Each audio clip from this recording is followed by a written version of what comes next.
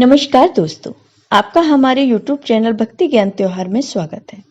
आज मैं आपको बैसाख मास में जलदान की कहानी सुनाने जा रही हूँ। अगर आपको ये कहानी पसंद आई तो कमेंट बॉक्स में भगवान विष्णु की जय अवश्य लिखिए।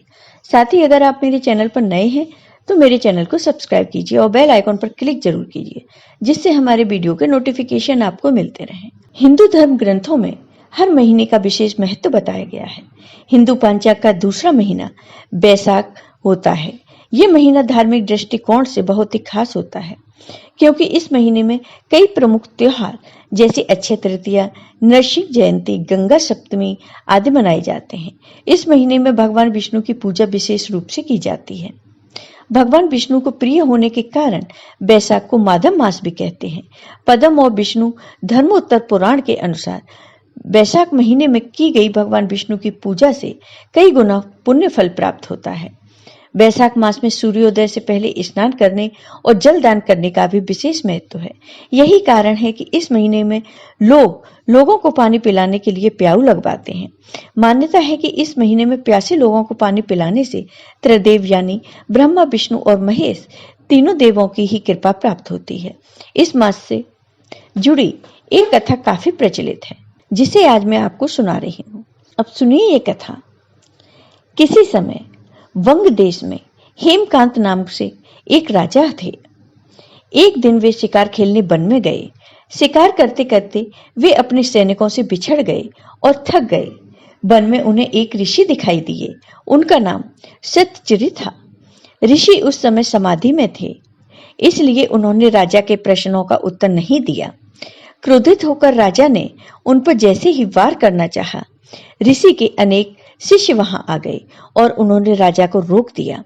राजा ने उनकी बात मान ली और शिष्यों से कहा, मैं बहुत थक गया हूं, तुम मेरे लिए भोजन आदि व्यवस्था कर दो। शिष्यों ने कहा, हे राजन, हम गुरु की आज्ञा के बिना कुछ नहीं करते, इसलिए हम आपका आतिथ्य नहीं कर सकते। शिष्यों के ऐसा करने पर राजा को बहुत क्रोध आ गया और वे बाण चलाने लगे। राजा के बाणों से कई शिष्य मारे गए। जैसे तैसे राजा भी अपने नगर आ गए।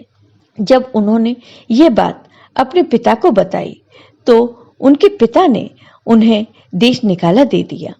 राजा साधारण रूप में वन वन भटकते रहे। इस तरह 28 साल बीत गए। एक दिन बैसाख मास में महामुनि त्रित जंगल से गुजर रहे थे। तभी भूख प्यास से व्याकुल होकर वह बेहोश होकर गिर पड़े।